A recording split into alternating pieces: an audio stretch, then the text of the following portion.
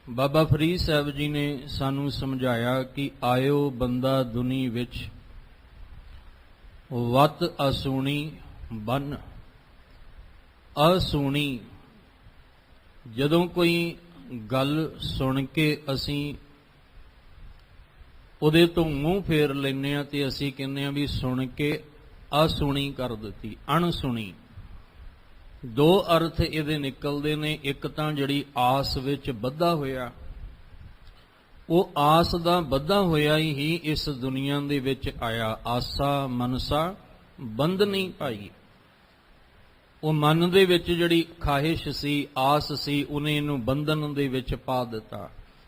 ਜਿਵੇਂ ਅੰਮ੍ਰਿਤ ਬਾਣੀ ਵਿੱਚ ਆਪਾਂ ਬਚਨ ਪੜ੍ਹਦੇ ਹਾਂ, ਅੰਤ ਕਾਲ ਜੋ ਲక్ష్ਮੀ ਸਿਮਰੈ, ਐਸੀ ਚਿੰਤਾ ਮੈਂ ਜੇ ਮਰੈ, ਸਰਪ ਜੋਨ ਵੱਲ ਵੱਲ ਅਵਤਰੈ। ਉਹ ਮਨ ਦੀ ਇੱਛਾ ਨੇ ਬੰਧਨਾਂ ਦੇ ਵਿੱਚ ਪਾ ਦਿੱਤਾ।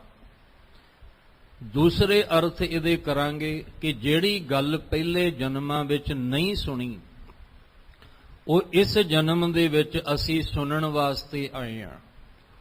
ਰੱਬ ਦੀ ਗੱਲ ਸੁਣਨ ਲਈ ਆਏ। ਅਸੀਂ ਦੁਨੀਆ ਦੀ ਗੱਲਾਂ ਸੁਣਨ ਵਾਸਤੇ ਨਹੀਂ, ਅਸੀਂ ਰੱਬ ਦੀ ਆਵਾਜ਼ ਨੂੰ ਸੁਣਨ ਲਈ ਆਏ ਹਾਂ। ਰੱਬ ਦੀ ਗੱਲ ਨੂੰ ਅਸੀਂ ਸੁਣਨ ਵਾਸਤੇ ਆਏ ਹਾਂ। ਬਾਬਾ ਫਰੀਦ ਸਾਹਿਬ ਜੀ ਨੇ ਆਪ ਜੀ ਨੂੰ ਕੱਲ ਦੀ ਵਿਚਾਰ ਵਿੱਚ ਭਾਈ ਸਾਹਿਬ ਦੇ ਰਾਹੀਂ ਸਮਝਾਇਆ ਸੀ ਕਿ ਫਰੀਦਾ ਦਰੀ ਆਵੈ ਕੰਨੇ ਬਗਲਾ ਬੈਠਾ, ਕੇਲ ਕਰੇ ਕੇਲ ਕਰੇਂਦੇ ਹੰਝ ਨੂੰ ਅਚਿੰਤੇ, ਬਾਜ ਪਏ। ਹੁਣ ਬਾਜ ਕੀ ਹੈ? ਇਹ ਨਹੀਂ ਕਿ ਰੱਬ ਜੀ ਨੇ ਕੋਈ ਬਾਜ ਰੱਖਿਆ ਤੇ ਉਹਨੇ ਆਪਣਾ ਬਾਜ ਛੱਡ ਦੇਣਾ ਸਾਡੇ ਤੇ। ਬਾਜ ਦਾ ਅਰਥ ਕੀ ਸੀ? ਉਹਦੀ ਆਵਾਜ਼, ਉਹਦਾ ਹੁਕਮ। ਅਸੀਂ ਇਸ ਜਨਮ ਦੇ ਵਿੱਚ ਉਹਦੇ ਹੁਕਮ ਨੂੰ ਮੰਨਣ ਵਾਸਤੇ ਆਏ ਹਾਂ। ਇਸ ਜਨਮ ਦੇ ਵਿੱਚ ਉਹਦੇ ਹੁਕਮ ਦੇ ਅੰਦਰ ਚੱਲਣ ਵਾਸਤੇ ਆਏ ਹਾਂ। ਤੇ ਉਹਦੇ ਹੁਕਮ ਨੂੰ ਤਾਂ ਹੀ ਮੰਨਾਂਗੇ, ਉਹਦੇ ਹੁਕਮ ਵਿੱਚ ਤਾਂ ਹੀ ਚੱਲਾਂਗੇ ਜੇ ਉਹਦੀ ਆਵਾਜ਼ ਪਹਿਲਾਂ ਸੁਣਾਂਗੇ। ਤੇ ਉਹਦੀ ਆਵਾਜ਼ ਸਾਨੂੰ ਸੁਣਾਈ ਕਿੱਥੋਂ ਦੇਗੀ? ਵੈਸੇ ਤਾਂ ਉਹ ਸਾਡੇ ਹਿਰਦੇ ਦੇ ਅੰਦਰ ਬੈਠਾ ਹੈ ਪਰਮੇਸ਼ਵਰ। ਰੱਬ ਤਾਂ ਦਿਲ ਦੀਆਂ ਗਹਿਰਾਈਆਂ ਵਿੱਚ ਬੈਠਾ ਹੋਇਆ ਹੈ, ਪਰ ਉੱਥੇ ਤੱਕ ਉੱਥੋਂ ਦੀ ਆਵਾਜ਼ ਸਾਡੇ ਕੰਨਾਂ ਤੱਕ ਨਹੀਂ ਪੈ ਰਹੀ। ਉਹਦੀ ਆਵਾਜ਼ ਸਾਨੂੰ ਆਪਣੇ ਅੰਦਰੋਂ ਹੀ ਸੁਣਾਈ ਨਹੀਂ ਦੇ ਰਹੀ ਹੈ। ਇਸ ਲਈ ਸਾਨੂੰ ਫਿਰ ਆ ਰੱਬੀ ਬਾਣੀ, ਇਹ ਵੀ ਤੇ ਆਵਾਜ਼ ਹੈ ਨਾ। ਇਹ ਰੱਬੀ ਬਾਣੀ ਦਾ ਆਸਰਾ ਸਾਨੂੰ ਇਸ ਲਈ ਦਿੱਤਾ ਗਿਆ ਕਿ ਆ ਜਿਹੜੀ ਆਵਾਜ਼ ਤੈਨੂੰ ਪੈ ਰਹੀ ਆ, ਇਹਨੂੰ ਤੂੰ ਧਿਆਨ ਲਾ ਕੇ ਸੁਣ। ਜਦੋਂ ਤੂੰ ਇਸ ਆਵਾਜ਼ ਨੂੰ ਰੱਬੀ ਬਾਣੀ ਦੇ ਰੂਪ ਵਿੱਚ ਧਿਆਨ ਲਾ ਕੇ ਸੁਣ ਲਏਗਾ ਤਾਂ ਫਿਰ ਉਹਦਾ ਹੁਕਮ ਤੈਨੂੰ ਸਮਝ ਆ ਜਾਏਗਾ। ਤੂੰ ਉਹਦੇ ਹੁਕਮ ਵਿੱਚ ਚੱਲੇਗਾ ਤੇ ਉਹਦੇ ਹੁਕਮ ਵਿੱਚ ਚੱਲਣ ਦਾ ਮਤਲਬ ਹੈ ਜਿਉਂ-ਜਿਉਂ ਤੇਰਾ ਹੁਕਮ ਤਿਵੈ ਤਿਉਂ ਹੋਵਣਾ, ਜੈ ਜੈ ਰੱਖੇ ਆਪ ਤੈ ਜਾਹੇ ਖੜੋਵਣਾ। ਇਹ ਹੈ ਉਹਦਾ ਹੁਕਮ।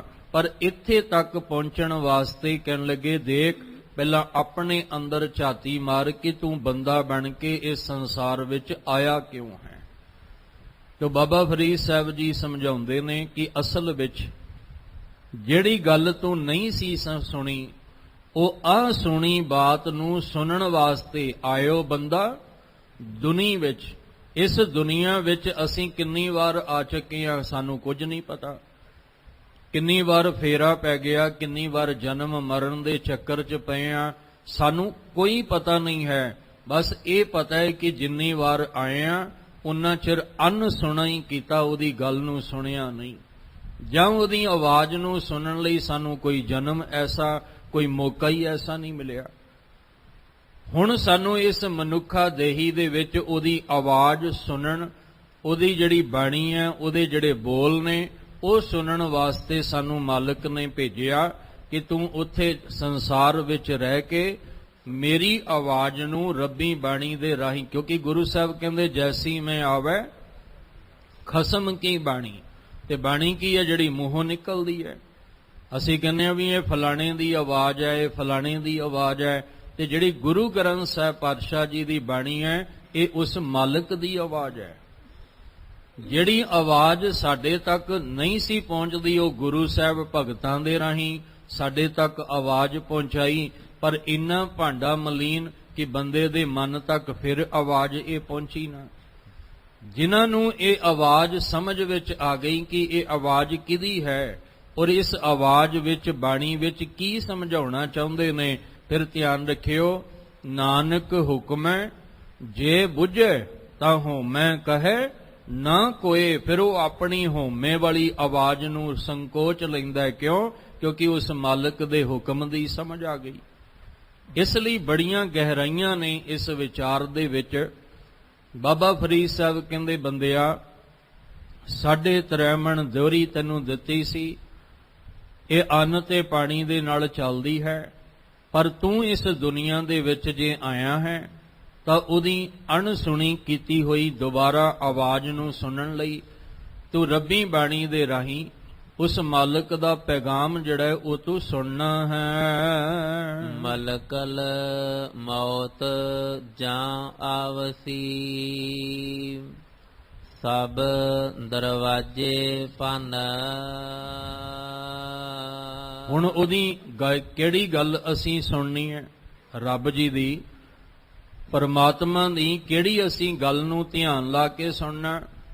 ਕਹਿਣ ਲੱਗੇ, ਆਹ ਗੱਲ ਧਿਆਨ ਲਾ ਕੇ ਸੁਣਨੀ ਹੈ ਕਿ ਮਲਕਲ ਮੌਤ ਜਾਂ ਆਵਸੀ, ਜਿਹੜੀ ਮੌਤ ਤੋਂ ਅੱਜ ਤੱਕ ਕੋਈ ਵੀ ਬਚ ਨਹੀਂ ਸਕਿਆ, ਕੋਈ ਵੀ ਕਿਸੇ ਪ੍ਰਕਾਰ ਦਾ ਆਪਣਾ ਬਚਾਅ ਨਹੀਂ ਕਰ, ਜਿੰਨੇ ਵੀ ਆਏ ਸਾਰੇ ਸੰਸਾਰ ਦੇ ਵਿੱਚ ਵਾਰੀ-ਵਾਰੀ ਚਲੇ ਗਏ। ਔਰ ਤਕਰੀਬਨ ਆਪਾਂ ਪਿਛਲੇ ਦਿਨਾਂ ਤੋਂ ਇਹੀ ਗੱਲ ਵਿਚਾਰ ਰਹੇ ਹਾਂ ਕਿ ਜਦੋਂ ਉਸ ਮਾਲਕ ਦਾ ਸੁਨੇਹਾ ਆਉਣਾ ਹੈ ਤਾਂ ਜੋ ਮਨ ਚੇਤਨਾ ਚੇਤੇ ਸਨ ਸੋ ਗਾਲੀ ਰੱਬ ਕੀਆਂ ਜੋ ਭਾਣਾ ਵਰਤਣਾ। ਹੁਣ ਦੂਜਾ ਅਰਥ ਜਿਹੜਾ ਮਲਕਲ ਦਾ ਅਰਥ ਵੈਸੇ ਤਾਂ ਗੁਰਬਾਣੀ ਦੇ ਵਿੱਚ ਮੌਤ ਦਾ ਫਰਿਸ਼ਤਾ ਕੀਤਾ ਜਾਂ ਜੰਮ ਕੀਤਾ ਕਿ ਜਿਸ ਜੰਮ ਨੇ ਤੈਨੂੰ ਲੈਣ ਲਈ ਆਉਣਾ ਹੈ ਉਦੋਂ ਸਾਰੇ ਦਰਵਾਜ਼ੇ ਆਪਣੇ ਆਪ ਹੀ ਖੁੱਲ ਜਾਣੇ ਨੇ। ਦੂਜੀ ਗੱਲ, ਦਰਵਾਜ਼ੇ ਦੀ ਗੱਲ ਨੂੰ ਵੀ ਆਪਾਂ ਸਮਝ ਕੇ ਚੱਲੀਏ ਤਾਂ ਸਾਹਿਬ ਕਹਿੰਦੇ 9 ਦੁਆਰੇ ਪ੍ਰਗਟ ਕੀਏ, 10ਵਾਂ ਗੁਪਤ ਰਖਾਇਆ। ਇਹਦਾ ਮਤਲਬ ਆ ਸਾਡਾ ਸਰੀਰ ਜਿਹੜਾ ਹੈ ਇਹਦੇ ਵਿੱਚ 9 ਦਰਵਾਜ਼ੇ ਨੇ। ਹੁਣ ਦਰਵਾਜ਼ੇ ਜਿਹੜੇ ਨੇ ਆਪਣੇ ਆਪ ਭੰਨੇ ਜਾਣੇ, ਭਾਵ ਆਪਣੇ ਆਪ, ਕਿਉਂਕਿ ਜਿੰਦ ਤਾਂ ਇਹਦੇ ਘਰ ਵਿੱਚ ਬੈਠੀ ਹੈ ਨਾ, ਜਿੰਦ ਤਾਂ ਆ ਸਰੀਰ ਰੂਪੀ ਘਰ ਵਿੱਚ ਬੈਠੀ ਹੋਈ ਹੈ। ਕਹਿੰਦੇ ਜਦੋਂ ਮਲਕਲ ਮੌਤ ਨੇ ਆਉਣਾ ਹੈ ਤਾਂ ਸਾਰੇ ਦੇ ਸਾਰੇ ਦਰਵਾਜ਼ੇ ਆਪਣੇ ਆਪ ਭੰਨੇ ਜਾਣੇ ਆ, ਖੁੱਲੇ ਜਾਣੇ। ਦੇਖੋ ਕਈਆਂ ਦੇ ਤੁਸੀਂ ਦੇਖਿਆ ਹੋਣਾ ਕਿ ਡੈੱਡ ਬੋਡੀ ਪਈ ਹੁੰਦੀ ਹੈ ਤੇ ਅੱਖਾਂ ਖੁੱਲੀਆਂ ਹੁੰਦੀਆਂ ਨੇ। ਜਦੋਂ ਕੋਈ ਕਿਸੇ ਨੂੰ ਪਤਾ ਲੱਗ ਜੇ ਵੀ ਆ ਹੁਣ ਡੈੱਡ ਹੋ ਗਿਆ, ਇਹਦੀ ਮੌਤ ਹੋ ਗਈ, ਉਹਦੇ ਅੱਖਾਂ ਤੇ ਹੱਥ ਰੱਖ ਕੇ ਉਹਦੇ ਸ਼ਟਰ ਬੰਦ ਕਰ ਦਿੱਤੇ ਜਾਂਦੇ ਨੇ। ਇਹਦਾ ਮਤਲਬ ਜਦੋਂ ਬੰਦੇ ਦੀ ਮੌਤ ਹੋਈ ਤਾਂ ਅੱਖਾਂ ਤਾਂ ਖੁੱਲਦੀਆਂ ਨੇ। ਜਾਂ ਫਿਰ ਬਾਣੀ ਵਿੱਚ ਸਮਝਾਇਆ, ਹੱਥ ਮਰੋੜੈ ਤਨ ਕਪੈ ਸਿਆਹੋ ਹੋਵਾ, ਸੇਤ ਵਾਲੀ ਕਈ ਵਾਰੀ ਹਾਲਤ ਹੋ ਜਾਂਦੀ ਹੈ। ਹੁਣ ਮਲ ਕਲ, ਮਲ ਦਾ ਅਰਥ ਜਿਹੜਾ ਹੈ ਉਹ ਮਾਇਆ ਕੀਤਾ ਗਿਆ ਹੈ। ਜੇ ਥੋੜਾ ਜਿਹਾ ਆਪਾਂ ਇਹਨੂੰ ਨਖੇੜੀਏ ਤਾਂ ਮਲ ਦਾ ਅਰਥ ਹੁੰਦਾ ਹੈ ਮੈਲ, ਮਾਇਆ, ਤੇ ਕਲ ਦਾ ਅਰਥ ਹੁੰਦਾ ਹੈ ਕਲਪਨਾ। ਅਸੀਂ 24 ਘੰਟੇ ਮਾਇਆ ਦੀ ਕਲਪਨਾ ਵਿੱਚ ਹੀ ਜੀ ਰਹੇ ਹਾਂ। 24 ਘੰਟੇ ਸਾਡੀ ਜ਼ਿੰਦਗੀ ਦੇ ਮਾਇਆ ਦੀ ਕਲਪਨਾ ਦੇ ਵਿੱਚ ਹੀ ਬਤੀਤ ਹੋ ਰਹੇ ਨੇ। ਕੋਈ ਨਾ ਕੋਈ ਕਲਪਨਾ ਅੰਦਰ ਹੋ ਰਹੀ ਹੈ, ਪਰ ਹੋ ਕਿਹਦੇ ਤਲ ਤੇ ਰਹੀ ਹੈ? ਤ੍ਰੈਗੁਣੀ ਮਾਇਆ ਦੇ ਰੂਪ ਵਿੱਚ। ਕਹਿੰਦੇ ਜਿਹੜੀ ਮਾਇਆ ਦੇ ਮਲ, ਮੈਲ, ਮਾਇਆ ਕੀ ਹੈ? ਮੈਲ ਹੀ ਹੈ। ਕਹਿਣ ਲੱਗੇ ਜਿਹੜੀ ਮਾਇਆ ਦੀ ਕਲਪਨਾ ਵਿੱਚ ਤੂੰ ਜੀ ਰਿਹਾ ਨਾ, ਉੱਥੇ ਤਾਂ ਤੂੰ ਕਲਪਨਾ ਕੀਤੀ ਵੀ ਨਹੀਂ ਹੋਏਗੀ ਕਿ ਮੈਨੂੰ ਮੌਤ ਆ ਜਾਏਗੀ। ਉੱਥੇ ਤਾਂ ਕਲਪਨਾ ਕੀਤੀ ਵੀ ਨਹੀਂ ਹੋਏਗੀ ਤੂੰ ਕਿ ਮੇਰੇ ਨਾਲ ਆਹ ਭਾਣਾ ਜਿਹੜਾ ਉਹ ਵਰਤ ਜਾਏਗਾ। ਆਪਣੇ ਆਪ ਤੇ ਹੀ ਲੈ ਲਵਾਂ ਵੀ ਘਰੋਂ ਚੱਲਣ ਲੱਗਿਆਂ ਤੇ ਕਲਪਨਾ ਕੀਤੀ ਨਹੀਂ ਹੋਏਗੀ ਵੀ ਇੱਥੇ ਥੋੜਾ ਚਿਰ ਬੋਲਣ ਤੋਂ ਬਾਅਦ ਆਹ ਭਾਣਾ ਜਿਹੜਾ ਉਹ ਵਰਤਣਾ। ਕਲਪਨਾ ਨਹੀਂ ਕੀਤੀ ਕਿਉਂਕਿ ਅਸੀਂ ਜੀ ਕਰਪਲਾ ਦੇ ਵਿੱਚ ਹੀ ਰਹੇ ਹਾਂ। ਅਸੀਂ ਮੌਤ ਵਾਲੀ ਕਲਪਨਾ ਕਰਦੇ ਹੀ ਨਹੀਂ, ਅਸੀਂ ਤੇ ਮਾਇਆ ਦੀ ਕਲਪਨਾ ਵਿੱਚ ਹੀ ਜੀ ਰਹੇ ਹਾਂ। ਇਹਦੇ ਵਿੱਚ ਸਾਨੂੰ ਦੁਨੀਆ ਦੀ ਆਵਾਜ਼ ਸੁਣਾਈ ਦੇ ਰਹੀ ਹੈ, ਮਾਇਆ ਦੀ ਆਵਾਜ਼ ਸੁਣਾਈ ਦੇ ਰਹੀ ਹੈ, ਸੰਸਾਰ ਦੀ ਆਵਾਜ਼ ਸੁਣਾਈ ਦੇ ਰਹੀ ਹੈ, ਲੋਕਾਂ ਦੀ ਆਂਢ ਗੁਆਂਢ ਦੀ ਆਵਾਜ਼ ਸੁਣਾਈ ਦੇ ਰਹੀ ਹੈ, ਪਰ ਸਾਨੂੰ ਰੱਬ ਦੀ ਆਵਾਜ਼ ਸੁਣਾਈ ਨਹੀਂ ਦੇ ਰਹੀ। ਹੁਣ ਉਹਦੀ ਆਵਾਜ਼ ਨਹੀਂ ਸੁਣਾਈ ਦੇ ਰਹੀ ਤੇ ਅਸੀਂ ਕਲਪਨਾ ਵਿੱਚ ਜੀ ਰਹੇ ਹਾਂ। ਕਹਿੰਦੇ ਧਿਆਨ ਰੱਖੀ, ਇਹੀ ਤਾਂ ਤੈਨੂੰ ਸੁਣਾਉਣਾ ਸੀ। ਆ ਸੁਣੀ ਇਹੀ ਤਾਂ ਤੂੰ ਸੁਣਨ ਲਈ ਤਿਆਰ ਨਹੀਂ ਹੈ, ਇਹੀ ਤਾਂ ਸੁਣਨ ਵਾਸਤੇ ਤੂੰ ਰਾਜੀ ਨਹੀਂ ਹੈ। ਕਹਿੰਦੇ ਇਹੀ ਗੱਲ ਸੁਣਾਉਣੀ ਸੀ ਤੈਨੂੰ ਕਿ ਬੰਦਿਆ, ਮਲ ਕਲ ਮੌਤ ਜਾਂ ਆਵਸੀ ਸਭ ਦਰਵਾਜੇ ਭੰਨ। ਜਿਹੜੀ ਤੂੰ ਮਾਇਆ ਦੇ ਕਲਪਨਾ ਦੇ ਦਰਵਾਜੇ ਬੰਦ ਕਰਕੇ ਬੈਠਾ ਹੋਇਆ ਨਾ ਕਿ ਭਰਮ ਦੇ ਵਿੱਚ ਕਿ ਮੈਨੂੰ ਕੁਝ ਨਹੀਂ ਹੋਣਾ, ਇਸ ਮਾਇਆਵੀ ਰੰਗਾਂ ਵਿੱਚ ਰੰਗਿਆ ਮੈਨੂੰ ਕੀ ਹੋ ਸਕਦਾ ਹੈ। ਕਹਿੰਦੇ ਆਹੀ ਗੱਲ ਤੈਨੂੰ ਸੁਣਾਉਣੀ ਸੀ ਕਿ ਜਦੋਂ ਤੇਰੀ ਇਸ ਕਲਪਨਾ ਮਾਇਆਵੀ ਕਲਪਨਾ ਦੇ ਵਿੱਚ ਮੌਤ ਦਾ ਸੱਦਾ ਆਉਣਾ ਤਾਂ ਸਾਰੇ ਦਰਵਾਜ਼ੇ ਆਪਣੇ ਆਪ ਖੁੱਲ ਜਾਣੇ ਨੇ। ਉੱਥੇ ਕੋਈ ਸਿਕਿਉਰਿਟੀ ਤੇਰੇ ਕੰਮ ਨਹੀਂ ਆਏਗੀ, ਉੱਥੇ ਕੋਈ ਬਾਡੀਗਾਰਡ ਤੇਰਾ ਕੰਮ ਨਹੀਂ ਆਏਗਾ। ਅਸੀਂ ਬਾਡੀ ਦਾ ਗਾਰਡ ਤੇ ਅਸੀਂ ਬਣਾ ਲਿਆ ਇਹਦੀ ਸੇਫਟੀ ਵਾਸਤੇ, ਪਰ ਜਿੰਦ ਨੇ ਤਾਂ ਇਸ ਬਾਡੀ ਵਿੱਚੋਂ ਨਿਕਲਣਾ ਸੀ। ਦੋ ਤਰ੍ਹਾਂ ਦੇ ਬਾਡੀਗਾਰਡ ਨੇ, ਧਿਆਨ ਰੱਖਿਓ। ਇੱਕ ਇਸ ਬਾਡੀ ਦਾ ਜਿਹੜੀ ਆਪਾਂ ਸਿਕਿਉਰਿਟੀ ਰੱਖਦੇ ਆ ਆਪਣੇ ਸਰੀਰ ਨੂੰ ਬਚਾਉਣ ਵਾਸਤੇ, ਇੱਕ ਸਰੀਰ ਹੀ ਬਾਡੀਗਾਰਡ ਹੈ। ਕਿਹਦਾ? ਸਾਡੇ ਅੰਦਰ ਦੀ ਜਿੰਦ ਦਾ। ਜਿਹੜੀ ਇਹਦੇ ਅੰਦਰ ਜਿੰਦ ਹੈ, ਜੀਓ ਪਾਏ ਪਿੰਡ ਜਿਨ ਸਾਜਿਆ, ਜਿਹੜੀ ਇਹਦੇ ਅੰਦਰ ਜਿੰਦ ਹੈ ਉਸ ਜਿੰਦ ਦਾ ਬਾਡੀਗਾਰਡ ਕੌਣ ਹੈ? ਸਰੀਰ। ਤੇ ਜਦੋਂ ਮਾਲਕ ਦਾ ਸੱਦਾ ਆਉਣਾ ਤੇ ਕੀ ਇਸ ਸਰੀਰ ਨੇ ਹਿਫਾਜ਼ਤ ਕਰਨੀ? ਕਿ ਇਸ ਸਰੀਰ ਨੇ ਉੱਥੇ ਸਾਥ ਦੇਣਾ? ਇਹਨੇ ਤੇ ਆਪ ਢੇਰੀ ਹੋ ਜਾਣਾ, ਇਹਨੇ ਤੇ ਆਪ ਉੱਥੇ ਮਿੱਟੀ ਬਣ ਜਾਣਾ, ਇਹਨੇ ਤੇ ਹਿਲਜੁਲ ਹੀ ਨਹੀਂ ਹੋਣੀ ਇਹਦੀ। ਜਦੋਂ ਸਾਰੇ ਦਰਵਾਜ਼ੇ ਭੰਨੇ ਜਾਣਗੇ, ਇਹ ਜਿਹੜੀ ਅਸੁਣੀ ਤੋਂ ਕਰਦਾ ਰਿਹਾ ਨਾ ਅਨਸੁਣੀ ਗੱਲ, ਇਸ ਸੁਣਨ ਵਾਸਤੇ ਤੈਨੂੰ ਇਹ ਦੇਹੀ ਦਿੱਤੀ ਆ ਕਿ ਤੂੰ ਇਸ ਗੱਲ ਨੂੰ ਸਮਝ ਲੈ ਕਿ ਮੌਤ ਇੱਕ ਅਟਲ ਸਚਾਈ ਹੈ। ਤੇਰੀ ਇਸ ਮਾਇਆ ਦੀ ਕਲਪਨਾ ਦੇ ਵਿੱਚ ਪਤਾ ਹੀ ਨਹੀਂ ਕਦੋਂ ਕਿਸ ਵੇਲੇ ਕਿਹੜੇ ਮੋੜ ਤੇ ਆ ਕੇ ਇਸ ਮੌਤ ਨੇ ਆ ਜਾਣਾ ਤੇ ਸਾਰੇ ਦਰਵਾਜ਼ੇ ਤੇਰੇ ਆਪਣੇ ਆਪ ਖੁੱਲ ਜਾਵਣਗੇ। ਤਿਨਹਾ ਪਿਆਰਿਆ ਪਾਈਆ ਅੱਗੇ ਦਿੱਤਾ ਬੰਨ। ਹੁਣ ਇਹਦੇ ਵੀ ਦੋ ਅਰਥ ਸਮਝ ਕੇ ਚੱਲਣਾ, ਕਿਉਂਕਿ ਗੁਰਬਾਣੀ ਅਥਾਹ ਸਾਗਰ ਹੈ। ਜਿੰਨੇ ਵੀ ਗੁਰਬਾਣੀ ਦੇ ਟੀਕਾਕਾਰ ਨੇ, ਤੁਸੀਂ ਉਹਨਾਂ ਨੂੰ ਪੜ੍ਹੋਗੇ ਤਾਂ ਵੱਖਰੇ ਵੱਖਰੇ ਅਰਥ ਸਮਝ ਵਿੱਚ ਆਉਣਗੇ, ਪਰ ਉਹ ਹੈ ਸਾਰੇ ਹੀ ਆਪਣੀ ਆਪਣੀ ਜਗ੍ਹਾ ਤੇ ਸਹੀ। ਪਰ ਇਹ ਵੀ ਅਨਰਥ ਨਹੀਂ ਹੋਣਾ ਚਾਹੀਦਾ। ਜਿਵੇਂ ਇੱਕ ਉਦਾਹਰਨ ਦਿੱਤੀ ਸੀ ਨਾ ਤੁਹਾਨੂੰ, ਕੋਈ ਦਵਾਈ ਤੁਸੀਂ ਲੈਣ ਵਾਸਤੇ ਜਾਂਦੇ ਹੋ ਤੇ ਅੱਗੋਂ ਫਿਰ ਉਹ ਦਵਾਈਆਂ ਦੀ ਦੁਕਾਨ ਤੇ ਜਦੋਂ ਤੁਸੀਂ ਗਏ, ਉਹਨਾਂ ਨੇ ਆਖਿਆ ਵੀ ਕੰਪਨੀ ਹੋਰ ਹੈ, ਨਾਮ ਹੋਰ ਹੈ, ਪਰ ਇਹਦਾ ਸਾਲਟ ਇੱਕੋ ਹੀ ਹੈ। ਜਿਹੜਾ ਇਹਦੇ ਵਿੱਚ ਸਾਲਟ ਹੈ ਉਹਦੇ ਵਿੱਚ ਸਾਲਟ ਉਹ ਇੱਕੋ ਹੀ ਹੈ, ਸਿਰਫ ਤੇ ਸਿਰਫ ਨਾਮ ਬਦਲਿਆ ਹੋਇਆ ਹੈ। ਸਾਡੀ ਗੁਰਬਾਣੀ ਦਾ ਅਰਥ ਅਨਰਥ ਨਹੀਂ ਹੋਣਾ ਚਾਹੀਦਾ। ਜਿਹੜਾ ਇਹਦਾ ਸਾਲਟ ਹੈ ਉਹ ਇੱਕ ਹੋਣਾ ਚਾਹੀਦਾ ਹੈ। ਹਾਂ, ਬੋਲਣ ਵਾਲੇ ਭਾਵੇਂ ਵੱਖਰੇ ਵੱਖਰੇ ਨਾਮਾਂ ਦੇ ਹੋਣ, ਪਰ ਜਿਹੜਾ ਉਹਦੇ ਵਿੱਚ ਸਾਲਟ ਉਹ ਇੱਕ ਹੋਣਾ ਚਾਹੀਦਾ ਹੈ। ਭਾਵ ਅਰਥ ਦਾ ਅਨਰਥ ਨਹੀਂ ਹੋਣਾ ਚਾਹੀਦਾ। ਹੁਣ ਇਹਦੇ ਵੀ ਦੋ ਅਰਥ ਆਪਾਂ ਸਮਝਾਂਗੇ। ਇੱਕ ਤਾਂ ਕਲੀਅਰ ਹੈ ਸਿੱਧੇ ਤੌਰ ਤੇ ਵੀ ਤਿੰਨਾਂ ਪਿਆਰਿਆਂ ਭਾਈਆਂ ਅੱਗੇ ਦਿੱਤਾ ਬੰਨ। ਜਦੋਂ ਇਹ ਬਾਡੀ ਡੈੱਡ ਹੋ ਗਈ, ਜਦੋਂ ਮਲਕਲ ਮੌਤ ਆ ਗਈ, ਕਲਪਨਾ ਵਿੱਚ ਘਿਰਿਆਂ ਨੂੰ ਮੌਤ ਆ ਗਈ, ਆਸਾ ਵਿੱਚ ਹੀ ਰਹਿ ਗਈਆਂ ਇੱਛਾਵਾਂ, ਤਾਂ ਜਿਹੜੇ ਭਾਈ ਸੀ ਜਿਹੜੇ ਇਹਦੇ ਨਾਲ ਬਹੁਤੇ ਪਿਆਰ ਵਾਲੇ ਸਨ, ਕਹਿੰਦੇ ਉਹਨਾਂ ਨੇ ਫਿਰ ਕੀ ਕੀਤਾ? ਇਹਨੂੰ ਬੰਨ ਲਿਆ। ਭਾਵ ਇਹਦੀ ਅਰਥੀ ਜਿਹੜੀ ਸੀ ਉਹ ਤਿਆਰ ਕੀਤੀ। ਇੱਕ ਤਾਂ ਇਹ ਅਰਥ ਹੈ ਇਹਦਾ। ਦੂਜਾ ਅਰਥ, ਜਿਹੜੀ ਮਾਇਆ ਦੀ ਕਲਪਨਾ ਤੂੰ ਕੀਤੀ ਉਹਦੇ ਵਿੱਚ ਤੂੰ ਕਈ ਪ੍ਰਕਾਰ ਦੀਆਂ ਹੇਰਾ ਫੇਰੀਆਂ ਕੀਤੀਆਂ। ਮਾਇਆ ਦੀ ਕਲਪਨਾ ਤੇਰੇ ਅੰਦਰ ਬਣੀ ਸੀ, ਤੂੰ ਕਈ ਪ੍ਰਕਾਰ ਦੀਆਂ ਠੱਗੀਆਂ ਮਾਰੀਆਂ, ਜਾਂ ਜਿਹੜੇ ਤੈਨੂੰ ਭਾਈ ਪਿਆਰੇ ਲੱਗਦੇ ਸਨ ਉਹਨਾਂ ਪਿਆਰਿਆਂ ਭਾਈਆਂ ਦੀ ਖਾਤਰ ਤੂੰ ਅਪਰਾਧ ਵੀ ਕੀਤਾ। ਉਹਨਾਂ ਪਿਆਰਿਆਂ ਭਾਈਆਂ ਦੀ ਖਾਤਰ ਤੂੰ ਅਪਰਾਧ ਵੀ ਕੀਤਾ, ਤੂੰ ਝੂਠ ਵੀ ਬੋਲਿਆ, ਤੂੰ ਹੇਰਾ ਫੇਰੀ ਵੀ ਕੀਤੀ। ਕਿਸ ਵਾਸਤੇ? ਆਪਣੇ ਪਿਆਰਿਆਂ ਭਾਈਆਂ ਵਾਸਤੇ। ਤੇ ਜਿਹੜੇ ਪਿਆਰਿਆਂ ਭਾਈਆਂ ਵਾਸਤੇ ਤੂੰ ਅਪਰਾਧ ਕੀਤਾ, ਗੁਨਾਹ ਕੀਤਾ, ਮਾੜੇ ਕਰਮ ਕੀਤੇ, ਕਹਿੰਦੇ ਅੱਗੇ ਦਿੱਤਾ ਬੰਨ। ਉਹਨਾਂ ਪਿਆਰਿਆਂ ਭਾਈਆਂ ਦੀ ਖਾਤਰ ਕਰਮ ਤੂੰ ਕੀਤਾ। ਹੁਣ ਕੀ ਹੋਇਆ? ਅੰਤ ਨਵੇਰਾ ਤੇਰੇ ਜੀ ਪੈ ਲੀਜੈ। ਹੁਣ ਬੰਨਿਆ ਅੱਗੇ ਤੈਨੂੰ ਜਾਣਾ, ਤੇਰੇ ਭਾਈਆਂ ਨੂੰ ਨਹੀਂ ਬੰਨਿਆ ਜਾਣਾ। ਅੱਗੋਂ ਜਿਹੜਾ ਨਵੇੜਾ ਹੋਣਾ ਉਹ ਤੇਰੇ ਭਾਈਆਂ ਦਾ ਨਹੀਂ ਹੋਣਾ, ਤੇਰਾ ਹੋਣਾ, ਕਿਉਂਕਿ ਤੈਨੂੰ ਉਹ ਪਿਆਰੇ ਲੱਗਦੇ ਸੀ, ਤੂੰ ਉਹਨਾਂ ਦੀ ਖਾਤਰ ਅਪਰਾਧ ਵੀ ਕਰ ਲਿਆ। ਉਹਨਾਂ ਨੂੰ ਖੁਸ਼ ਕਰਨ ਵਾਸਤੇ ਤੂੰ ਮਾੜੇ ਤੋਂ ਮਾੜੇ ਕਰਮ ਵੀ ਕਰ ਲੈ, ਧਿਆਨ ਹੀ ਨਹੀਂ ਦਿੱਤਾ ਕਿ ਅੰਤ ਨਵੇਰਾ ਤੇਰੇ ਜੀ ਪੈ ਲੀਜੈ। ਪਰ ਤੂੰ ਆਖਿਆ ਨਹੀਂ, ਮੇਰਾ ਭਾਈ ਖੁਸ਼ ਹੋਣਾ ਚਾਹੀਦਾ ਹੈ, ਜੇ ਮੈਂ ਇਹਦੀ ਖਾਤਰ ਅਪਰਾਧ ਵੀ ਕਰਦੇ ਹਾਂ ਤੇ ਕੋਈ ਪਰਵਾਹ ਨਹੀਂ।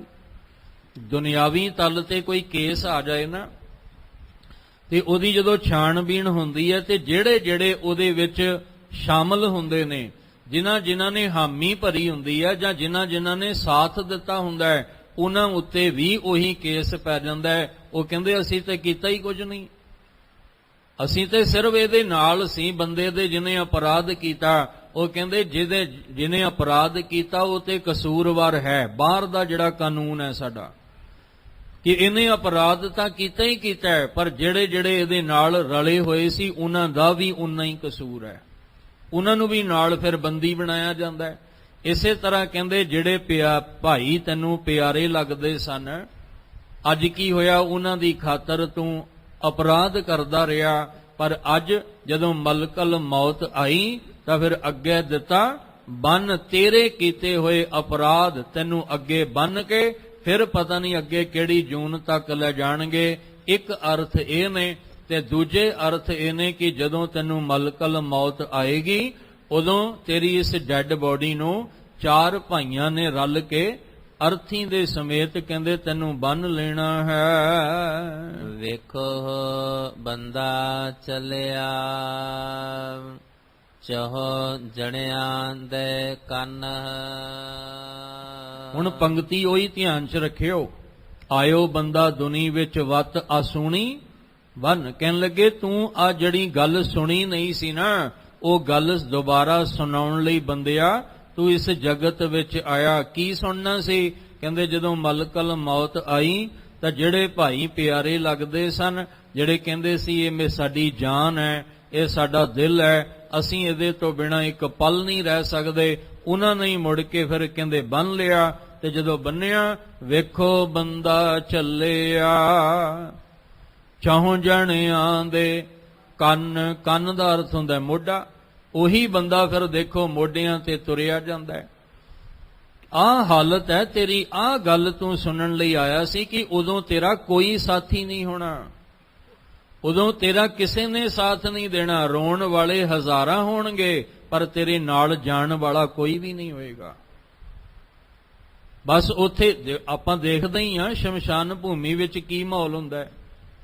ਠੀਕ ਹੈ, ਰੋਣ ਵਾਲਿਆਂ ਦੀ ਹਾਲਤ ਬੁਰੀ ਹੁੰਦੀ ਹੈ, ਉਹ ਚੰਦ ਹੁੰਦੇ ਨੇ, ਬਾਕੀ ਆਸ-ਪਾਸ ਜਿੰਨੇ ਵੀ ਹੁੰਦੇ ਨੇ ਉਹ ਤਾਂ ਇਹੀ ਕਹਿ ਰਹੇ ਹੁੰਦੇ ਨੇ ਵੀ ਕਿੰਨਾ ਛੇਤੀ ਹੋਵੇ ਇਹਦਾ ਕੰਮ ਨਿਬੜੇ ਤੇ ਆਪਾਂ ਜਾਈਏ।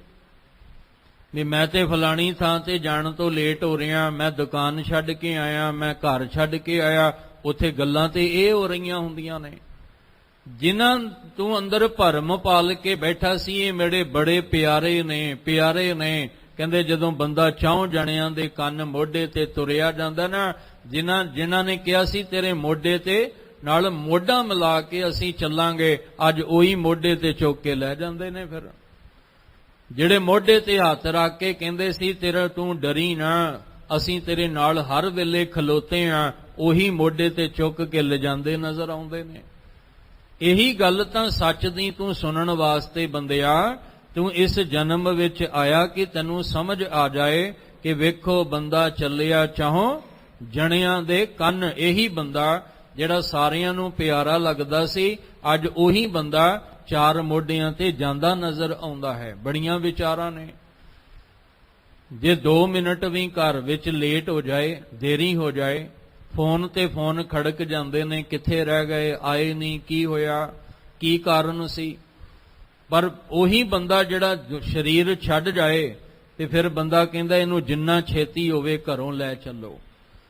ਜੇ ਉਹੀ ਬੰਦਾ ਸਰੀਰ ਛੱਡਣ ਤੋਂ ਬਾਅਦ ਕਿਤੇ ਸੁੱਤੇ ਪਏ ਰਾਤ ਸੁਪਨੇ ਵਿੱਚ ਆ ਜਾਏ ਤੇ ਸਵੇਰੇ ਉੱਠਦਿਆਂ ਸਾਰੀ ਪੁੱਛਣ ਵਾਲਿਆਂ ਤੋਂ ਪੁੱਛਣ ਵਾਲਿਆਂ ਕੋਲੋਂ ਪਹੁੰਚ ਜਾਂਦੇ ਆ ਵੀ ਫਲਾਣਾ ਸਾਡਾ ਰਿਸ਼ਤੇਦਾਰ, ਸਾਡੇ ਘਰ ਦਾ ਮੈਂਬਰ 4 ਦਿਨ ਪਹਿਲਾਂ ਸਰੀਰ ਛੱਡ ਗਿਆ ਸੀ, ਅੱਜ ਰਾਤ ਮੇਰੇ ਸੁਪਨੇ ਵਿੱਚ ਕਿਉਂ ਆਇਆ? ਤੇ ਅੱਗੋਂ ਦੱਸਣ ਵਾਲੇ ਨੇ ਆਖਿਆ ਤੁਸੀਂ ਉਹਦੇ ਨਾਮ ਦੇ ਬਸਤਰ ਨਹੀਂ ਦਿੱਤੇ ਹੋਣਗੇ।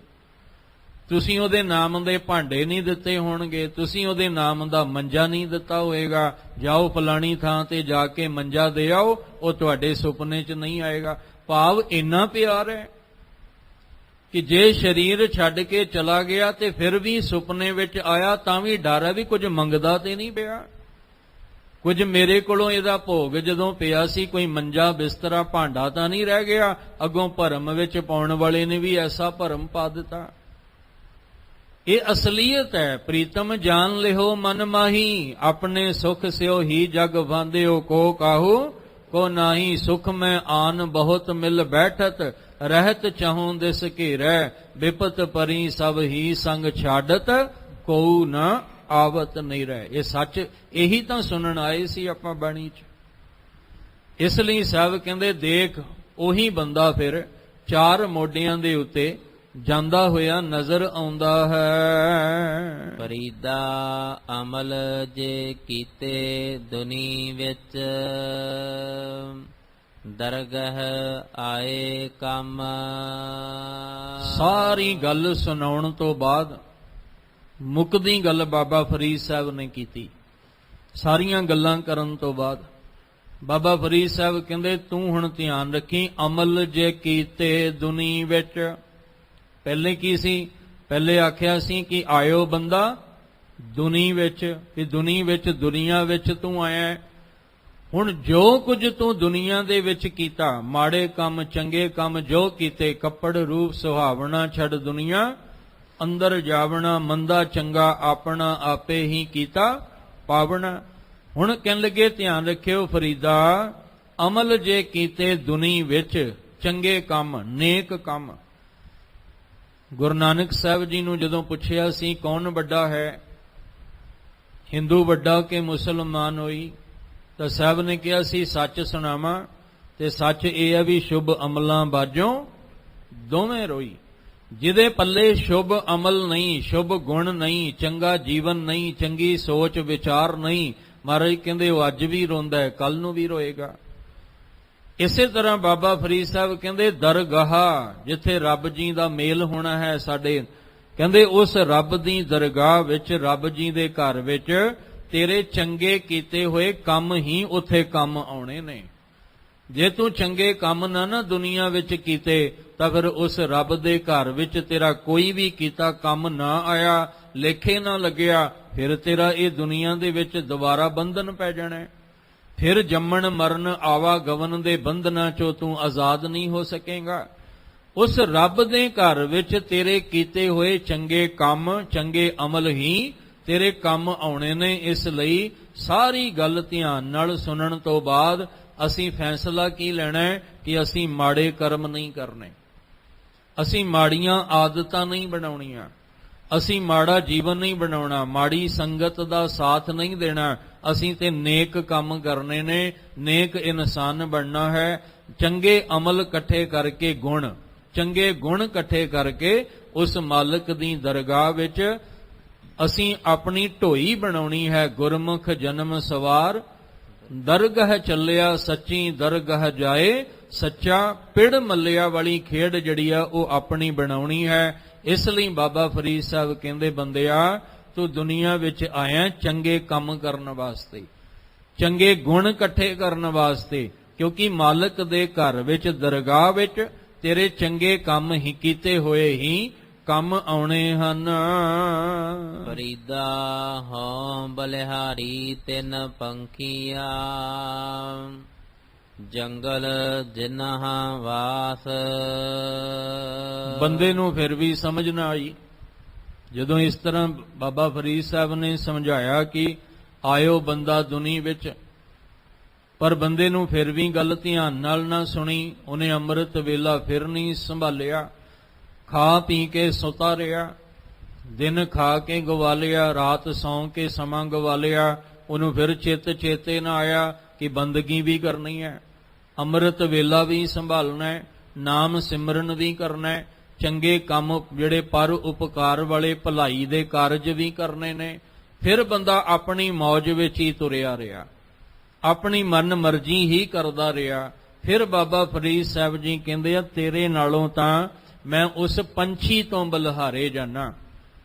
ਇੱਕ ਗੱਲ ਇੱਥੇ ਨੋਟ ਕਰਕੇ ਚੱਲਿਓ, ਉਹਨਾਂ ਪੰਛੀਆਂ ਤੋਂ ਬਲਿਹਾਰੇ ਜਾ ਰਹੇ ਨੇ, ਕਿਉਂਕਿ ਉਹਨਾਂ ਦਾ ਅੰਮ੍ਰਿਤ ਵੇਲੇ ਦਾ ਉੱਠਣਾ, ਆਸਮਾਨ ਦੀ ਉਡਾਰੀ ਲਾਉਣੀ, ਆਪਣੇ ਘਰ ਆਲਣੇ ਤੋਂ ਬਾਹਰ ਨਿਕਲ ਆਉਣਾ, ਔਰ ਖਾਣਾ ਕੀ ਹੈ, ਉਹਨਾਂ ਨੇ ਜੋ ਰੁੱਖਾ ਸੁੱਖਾ ਚੁਗ ਲਿਆ ਉਹੀ ਆਪਣਾ ਪੇਟ ਭਰਨਾ ਤੇ ਆਪਣੇ ਬੱਚਿਆਂ ਦਾ ਪੇਟ ਭਰਨਾ। ਕਹਿਣ ਲੱਗੇ ਦੇਖ ਬੰਦਿਆ ਤੇਰੀ ਹਾਲਤ ਕੀ ਹੈ, ਪਹਿਲੀ ਗੱਲ ਤੇ ਅੰਮ੍ਰਿਤ ਵੇਲਾ ਸੁੱਤਿਆਂ ਲੰਘ ਜਾਂਦਾ, ਤੂੰ ਆਪਣੇ ਆਲਣੇ ਤੋਂ ਬਾਹਰ ਨਹੀਂ ਆਉਂਦਾ, ਤੇ ਜੇ ਕਿਤੇ ਅਚਨਚੇਤ ਤੈਨੂੰ ਜਾਗ ਆ ਵੀ ਜਾਏ ਤੂੰ ਫਿਰ ਦੁਨੀਆ ਦੇ ਰੰਗਾਂ ਵਿੱਚ ਹੀ ਰੰਗ ਜਾਣਾ। ਤੈਨੂੰ ਅੰਮ੍ਰਿਤ ਵੇਲਾ ਸੱਚ ਨਾਉ ਵਡਿਆਈ ਵਿਚਾਰ ਦਿੱਤੀ ਸੀ, ਪਰ ਤੂੰ ਉਹ ਫਿਰ ਨਾ ਚੇਤੇ ਕੀਤਾ। ਇੱਥੇ ਫਿਰ ਕਹਿੰਦੇ ਤੇਰੇ ਨਾਲੋਂ ਤਾਂ ਮੈਂ ਉਸ ਪੰਛੀ ਤੋਂ ਬਲਿਹਾਰੇ ਜਾਣਾ। ਹਜੇ ਪੰਛੀ ਮੁਕਤ ਨਹੀਂ ਹੋਇਆ, ਸਿਰਫ ਉਹਦਾ ਕੰਮ ਵੇਖ ਕੇ ਕਿ ਇਹਦੇ ਕੰਮ ਤੇਰੇ ਨਾਲੋਂ ਚੰਗੇ ਨੇ, ਜਿਹਨੂੰ ਪਤਾ ਲੱਗ ਜਾਂਦਾ ਵੀ ਪੋਹ ਫੁੱਟਣ ਦਾ ਸਮਾਂ ਹੋ ਗਿਆ, ਜਿਹਨੂੰ ਪਤਾ ਲੱਗ ਜਾਂਦਾ ਵੀ ਹੁਣ ਦਿਨ ਚੜ੍ਹਨ ਵਾਲਾ ਹੈ ਤੇ ਮੈਂ ਆਪਣੇ ਆਲਣੇ ਤੋਂ ਬਾਹਰ ਆ ਕੇ ਆਸਮਾਨ ਦੀ ਉਡਾਰੀ ਲਾਉਣੀ। ਪਰ ਬੰਦਾ ਦੇਖੋ, ਪੰਛੀਆਂ ਵਾਸਤੇ ਤੇ ਕੋਈ ਅਲਾਰਮ ਨਹੀਂ, ਪੰਛੀਆਂ ਵਾਸਤੇ ਤੇ ਕੋਈ ਸਿਸਟਮ ਨਹੀਂ ਬਣਿਆ। ਆ ਜਿੰਨੇ ਸਿਸਟਮ ਬਣੇ ਨੇ ਬੰਦੇ ਵਾਸਤੇ ਹੀ ਬਣੇ ਨੇ। ਇਹਦੀਆਂ ਆਦਤਾਂ ਜਿਹੜੀਆਂ ਸੀ ਸੁਧਾਰਨ ਲਈ, ਪਰ ਜਿਵੇਂ ਜਿਵੇਂ ਸਿਸਟਮ ਬਣਦੇ ਗਏ ਇਹਦੀਆਂ ਆਦਤਾਂ ਵਿਗੜਦੀਆਂ ਗਈਆਂ। ਹੁਣ ਬਾਬਾ ਫਰੀਦ ਸਾਹਿਬ ਜੀ ਇਹੀ ਸਮਝਾਉਂਦੇ ਨੇ, ਕਹਿੰਦੇ ਫਰੀਦਾ ਹਉ ਬਲਿਹਾਰੀ ਤਿੰਨ ਪੰਖੀਆਂ, ਉਹਨਾਂ ਪੰਛੀਆਂ ਤੋਂ ਮੈਂ ਬਲਿਹਾਰੇ ਜਾਣਾ। ਜੰਗਲ ਜਿਨ੍ਹਾਂ ਵਾਸ, ਜਿਨ੍ਹਾਂ ਦਾ ਵਾਸਾ ਜੰਗਲ ਦੇ ਵਿੱਚ ਹੁੰਦਾ ਹੈ। ਕੱਕਰ ਚੁਗਣ ਥਲ ਵਸਨ, ਰਾਬਣਾ ਛੋਡਣ ਪਾਸ। ਉਹ ਕੀ ਕਰਦੇ ਨੇ, ਕਹਿੰਦੇ ਆਪਣੇ ਆਲਣੇ ਤੋਂ ਨਿਕਲ ਕੇ ਉਹ ਕੱਕਰ ਦਾ ਅਰਥ ਹੁੰਦਾ ਕੰਕਰ, ਉਹਨਾਂ ਕੰਕਰਾਂ ਦੇ ਵਿੱਚੋਂ ਦੀ ਆਪਣਾ ਚੋਗਾ ਚੁਗਦੇ ਨੇ, ਤੇ ਚੁਗਦੇ ਵੀ ਨੇ ਤੇ ਨਾਲ ਕਹਿੰਦੇ ਥਲ ਵਸਣ, ਆ ਥਲ ਤੇ ਇਸ ਧਰਤੀ ਤੇ ਹੀ ਵਸਦੇ ਨੇ। ਜਿਸ ਧਰਤੀ ਤੇ ਤੂੰ ਵਸਦਾ ਉਹ ਵੀ ਇਸ ਧਰਤੀ ਤੇ ਵਸਦੇ ਨੇ। ਪਰ ਇੱਕ ਉਹਨਾਂ ਵਿੱਚ ਖਾਸੀਅਤ ਕੀ ਹੈ ਵੀ ਉਹ ਜੋ ਰੁੱਖਾ ਸੁੱਖਾ ਮਿਲ ਜਾਂਦਾ ਹੈ, ਜੋ ਉਹ ਕੰਕਰ ਵਿੱਚੋਂ ਦੀ ਆਪਣਾ ਚੋਗਾ ਇੱਕ ਇੱਕ ਦਾਣਾ ਚੁਗਦੇ ਨੇ, ਪਰ ਚੁਗ ਕੇ ਵੀ ਰੱਬ ਨਾ ਛੋਡਣ ਪਾਸ। ਜਿਹੜਾ ਰੱਬ ਜੀ ਵਾਲਾ ਪਾਸਾ ਹੈ ਨਾ ਉਹ ਨਹੀਂ ਛੱਡਦੇ, ਭਾਵ ਕਿ ਉਹਨਾਂ ਦਾ ਕਿਤੇ ਨਾ ਕਿਤੇ ਅੰਦਰ ਰੱਬ ਨਾਲ ਜੁੜਿਆ ਹੋਇਆ ਮੈਨੂੰ ਮਹਿਸੂਸ ਹੁੰਦਾ ਹੈ। ਪਰ ਬੰਦਿਆ ਤੈਨੂੰ ਮੈਂ ਜਦੋਂ ਵੇਖਦਾ ਤੇ ਇਦਾਂ ਹੀ ਲੱਗਦਾ ਜਿਵੇਂ ਤੂੰ ਸੰਸਾਰ ਨਾਲ ਤਾਂ ਜੁੜਿਆ ਪਰ ਤੂੰ ਨਿਰੰਕਾਰ ਨਾਲ ਨਹੀਂ ਜੁੜਿਆ। ਉਹਨਾਂ ਵਿੱਚ ਚੰਗੇ ਗੁਣ ਨੇ, ਉਹ ਆਪਣਾ ਚੋਗਾ ਪੱਥਰਾਂ ਵਿੱਚੋਂ ਕੰਕਰਾਂ ਵਿੱਚੋਂ ਵੀ ਲੱਭ ਕੇ ਪੇਟ ਭਰ ਲੈਂਦੇ ਨੇ। ਤੈਨੂੰ ਤਾਂ ਵਧੀਆ ਖਾਣ ਪੀਣ ਵਾਸਤੇ ਮਿਲਦਾ ਜੀਵਨ, ਤੂੰ ਫਿਰ ਵੀ ਉਹਦੀ ਬੰਦਗੀ ਨਹੀਂ ਕਰਦਾ, ਫਿਰ ਵੀ ਤੂੰ ਮੌਤ ਚੇਤੇ ਨਹੀਂ ਰੱਖਦਾ, ਫਿਰ ਵੀ ਨੇਕ ਕੰਮ ਨਹੀਂ ਕਰਦਾ, ਚੰਗੇ ਅਮਲ ਜਿਹੜੇ ਨੇ ਆਪਣੇ ਜੀਵਨ ਵਿੱਚ ਨਹੀਂ ਬਣਾ ਰਿਹਾ, ਕਿਉਂਕਿ ਉਹਦੇ ਦਰਗਾਹ ਵਿੱਚ ਤਾਂ ਚੰਗੇ ਗੁਣ ਚੰਗੇ ਕੀਤੇ ਹੋਏ ਕੰਮ ਹੀ ਉਹਦੇ ਘਰ ਕੰਮ ਆਉਣੇ ਨੇ। ਇਸ ਲਈ ਮਾੜੀਆਂ ਆਦਤਾਂ ਛੱਡ ਕੇ ਇਸ ਮਲਕਲ ਮਾਇਆ ਦੀ ਕਲਪਨਾ ਦੇ ਵਿੱਚੋਂ ਦੀ ਨਿਕਲ ਕੇ ਆਪਣੇ ਅੰਦਰ ਦੀਆਂ ਸੰਪੂਰਨ ਇੱਛਾਵਾਂ ਦੀ ਪੂਰਤੀ ਵਾਸਤੇ, ਤਾਂ ਕਿ ਕੋਈ ਇੱਛਾ ਰਹਿ ਹੀ ਨਾ ਜਾਏ। ਜੇ ਕਿਤੇ ਅੰਦਰ ਇੱਛਾ ਰਹਿ ਗਈ ਨਾ, ਅੰਤ ਕਾਲ ਜੋ ਮੰਦਰ ਸਿਮਰੈ ਐਸੀ ਚਿੰਤਾ ਮੈਂ ਜੇ ਮਰੈ, ਕਹਿੰਦੇ ਪ੍ਰੇਤ ਜੋਨ ਵੱਲ ਵੱਲ ਅਵਤਰੈ। ਇਹੋ ਜਿਹਾ ਕੋਈ ਬੰਧਨ ਨਾ ਤੇਰੇ ਅੰਦਰ ਰਹਿ ਜਾਏ। ਇੱਛਾ ਪੂਰਕ ਸਰਬ ਸੁਖ ਦਾਤਾ ਹਰ, ਜਾਂ ਕੇ ਵਸ ਹੈ ਕਾਮ ਧੇਨਾ, ਸੋ ਐਸਾ ਹਰ ਧਿਆਈਐ ਮੇਰੇ ਜੀੜੇ, ਤਾਂ ਸਰਬ ਸੁਖ ਪਾਵਹਿ ਮੇਰੇ ਮਨਾ। ਜੇ ਮਨ ਤੂੰ ਸੁਖ ਪਾਉਣਾ ਚਾਹੁੰਦਾ ਹੈ, ਉਸ ਦਰਗਾਹ ਦੇ ਵਿੱਚ ਆਪਣੇ ਆਪ ਨੂੰ ਪ੍ਰਵਾਨ ਕਰਾਉਣਾ ਚਾਹੁੰਦਾ ਹੈ, ਤਾਂ ਜੋ ਗੁਰਬਾਣੀ ਕਹਿ ਰਹੀ ਹੈ ਉਹਨੂੰ ਧਿਆਨ ਲਾ ਕੇ ਸੁਣ ਕੇ ਮਨ ਜਦੋਂ ਮੰਨ ਲਏਗਾ, ਫਿਰ ਪੰਜ ਪਰਵਾਨ ਪੰਜ ਪ੍ਰਧਾਨ ਪੰਚੇ ਪਾਵੇ ਦਰਗਹ ਮਾਨ, ਤੇਰੀ ਅਵਸਥਾ ਬਣ ਜਾਏਗੀ। ਇਸੇ ਲਈ ਕਿਹਾ ਸੀ ਕਿ ਪੰਛੀ ਜਿਵੇਂ ਕੰਕਰ ਵਿੱਚੋਂ ਚੋਗਾ ਚੁਗਦੇ ਨੇ, ਤੂੰ ਵੀ ਬੰਦਿਆ ਰੁੱਖੀ ਸੁਖੀ ਖਾਏ ਕੈ, ਠੰਡਾ ਪਾਣੀ ਪੀਓ, ਦੇਖ ਪਰਾਈ ਚੌਪੜੀ ਨਾ ਤਰਸਾਏ ਜਿਓ। ਇਮਾਨਦਾਰੀ ਔਰ ਮਿਹਨਤ ਦੇ ਨਾਲ ਤੂੰ ਆਪਣੇ ਜੀਵਨ ਨੂੰ ਨੇਕ ਰਾਹ ਤੇ ਤੋਰਦਿਆਂ ਹੋਇਆਂ ਆਪਣੇ ਜਨਮ ਨੂੰ ਸਫਲ ਕਰਨ ਦਾ ਯਤਨ ਕਰ। ਜੋ ਬਾਬਾ ਫਰੀਦ ਸਾਹਿਬ ਅੱਜ ਦੇ ਅੰਮ੍ਰਿਤ ਬਚਨਾਂ ਵਿੱਚ ਮੌਤ ਨੂੰ ਅੱਗੇ ਰੱਖ ਕੇ ਸਾਨੂੰ ਸਾਡੇ ਜੀਵਨ ਦਾ ਚੇਤਾ ਕਰਾਉਣਾ ਚਾਹੁੰਦੇ ਨੇ। ਜੇ ਕਿਤੇ ਸਮਝ ਆਈ ਤਾਂ ਅਰਦਾਸ ਕਰੀਏ, ਦਾਤਾ ਜੀ ਸਾਡੇ ਤੇ ਮਿਹਰ ਕਰੋ, ਜਿਸ ਨਾਮ ਦੇ ਰੰਗ ਵਿੱਚ ਰੰਗਣ ਲਈ ਆਏ ਆ ਉਹ ਨਾਮ ਦੀ ਦਾਤ ਸਾਡੀ ਝੋਲੀ ਵਿੱਚ ਪਾ ਦਿਓ। ਆਪਣਾ ਨਾਮ ਦੇਹੋ, ਆਪਣਾ ਨਾਮ ਦੇਹੋ।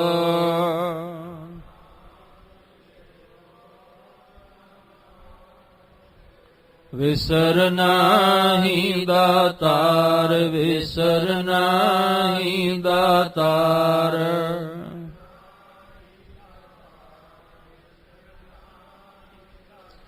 ਆਪਣਾ ਨਾਮ ਦੇਹੋ, ਆਪਣਾ ਨਾਮ ਦੇਹੋ।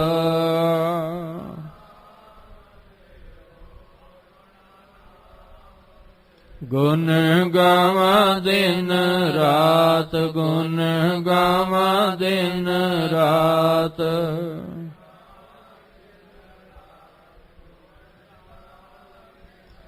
ਨਾਨਕ ਚਾਹੇ ਹੋ, ਨਾਨਕ ਚਾਹੇ ਹੋ।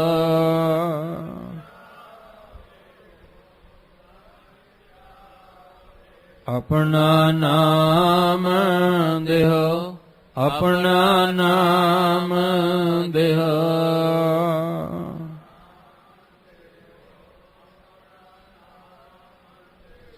ਇਹ ਅਰਦਾਸ ਕਰੀਏ, ਹਰ ਪਲ ਹਰ ਸਮੇਂ ਚੇਤੇ ਰੱਖੀਏ ਕਿ ਮਲਕਲ ਮੌਤ ਜਾਂ ਆਵਸੀ ਸਭ ਦਰਵਾਜੇ ਭੰਨ, ਤਿੰਨਾਂ ਪਿਆਰਿਆਂ ਭਾਈਆਂ ਅੱਗੇ ਦਿੱਤਾ ਬੰਨ।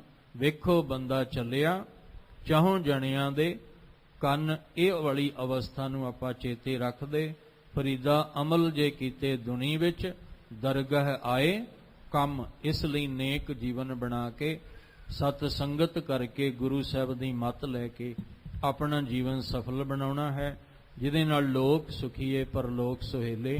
ਨਾਨਕ ਹਰਿ ਪ੍ਰਭ ਆਪੇ ਮੇਲੇ ਜੀਵਨ ਬਣ ਸਕੇ। ਅੱਜ ਦੀ ਵਿਚਾਰ ਕਰਦਿਆਂ ਹੋਇਆਂ ਬੇਅੰਤ ਭੁੱਲਾਂ ਹੋ ਗਈਆਂ, ਸਤਿਗੁਰੂ ਬਖਸ਼ ਦੇਣ। ਅੱਗੇ ਤੋਂ ਮਿਹਰ ਦਾ ਹੱਥ ਰੱਖ ਕੇ ਆਪ ਹੀ ਵਿਚਾਰ ਕਰਵਾ ਲੈਣ। ਤੁਹਾਨੂੰ ਸਾਰਿਆਂ ਨੂੰ ਚੜ੍ਹਦੀ ਕਲਾ ਵਾਲਾ ਜੀਵਨ ਬਖਸ਼ਣ।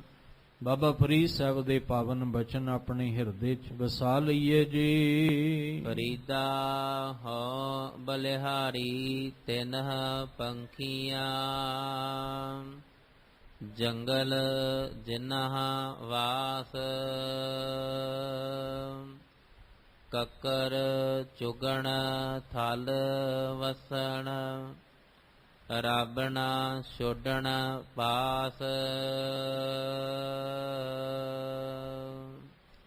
ਵਾਹਿਗੁਰੂ ਜੀ ਕਾ ਖਾਲਸਾ, ਵਾਹਿਗੁਰੂ ਜੀ ਕੀ ਫਤਿਹ।